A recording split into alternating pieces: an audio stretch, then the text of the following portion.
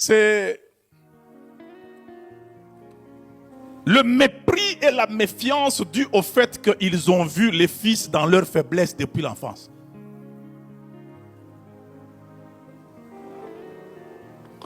Lorsqu'on a vu un enfant naître, l'image qui continue à rester la plus forte, et surtout si vous le désirez, c'est l'image de son état de bébé.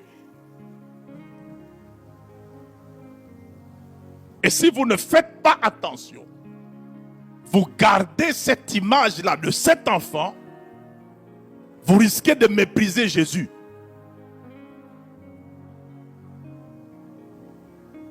Parce que vous avez vu accompagner son père biologique Joseph aller prendre du bois. Même s'il lit dans Ésaïe, l'Esprit du Seigneur est sur moi car il m'a oint. Même si vous voyez des miracles, si cette image-là de l'enfance continue à vous animer, vous ne verrez pas la gloire des miracles, vous verrez, mais c'est le fils du charpentier, non?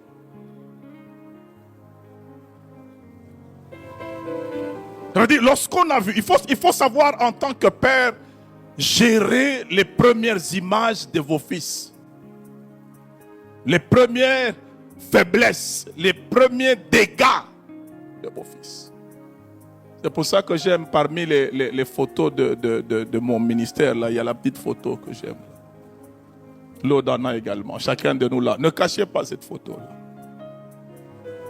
C'est parmi les choses qui vous rappellent qu'il fut un moment où vous étiez faible et les gens vous ont vu dans cette faiblesse-là. Maintenant, lorsque les pères connaissent bien le parcours des fils, même si ces fils commencent à réaliser des choses évidentes, ils ont toujours tendance à récupérer l'autorité en les dénigrant à partir de ces faiblesses-là. Oh, c'est ce petit ici.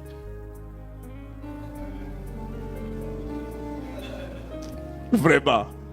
C'est lui qui venait confesser ici. Je me souviens un jour, je vois un ami de mon père, il me regarde, il rigole, il dit, toi, tu es devenu pasteur. Je lui dis, je l'ai toujours été, c'est vous qui ne saviez pas. Hein? Vous portiez un pasteur entre les mains, vous ne saviez pas. Je ne suis pas devenu pasteur par conscience. Dieu le savait, Paul le dit, quand il a plu à celui qui m'a mis à part dès le sein maternel, c'est que depuis le ventre de maman, je l'étais, vous ne saviez pas. Alors ce mépris-là est dangereux parce que vous risquez de décourager. Et souvent ça se fait inconsciemment, hein. Le père pense qu'il fait des choses normales, mais lorsque le fils voit ce dénigrement-là, cet abaissement, il se sent en guerre. C'est un coup qui est porté sur sa motivation. Et ce qui fait le plus mal, c'est que d'autres le reconnaissent, mais que son propre père le dénigre. Souffre chez l'oncle, pas chez ton père. Parce que quand l'oncle te fait souffrir, tu vas fuir chez ton père. Mais si ton père te fait souffrir, tu fuis où?